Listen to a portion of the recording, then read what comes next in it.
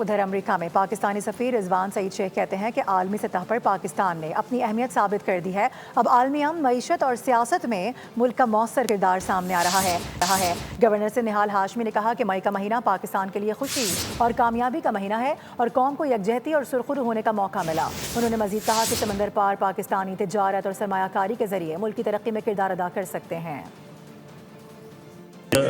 امید ہے کہ یہ امن قائم ہوتا ہے تو پاکستان کا ایک کردار صرف عالمی سیاست میں نہیں، علاقہ کے اندر ہم نے اپنی اہمیت، اپنی افادیت جو ہے وہ ثابت کی ہے. تو عالمی امن، عالمی سیاست، عالمی معیشت، عالمی سلامتی، علاقائی سلامتی، اس کے اندر پاکستان کا جو ایک اہم رول ہے یا ہم اس کی ابتدا دیکھ رہے ہیں.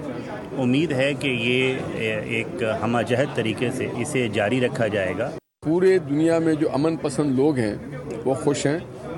مئی کا مہینہ ہمارے لیے ویسے بھی بہت ہی کامیابی اور پاکستان کی سلامتی کے حوالے سے بڑا اہم رہا ہے.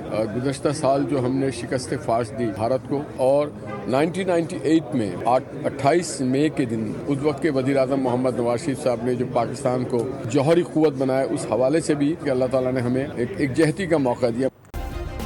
سبسکرائب کریں اور بیل دبائیں تاکہ کوئی خبر رہ نہ جائے.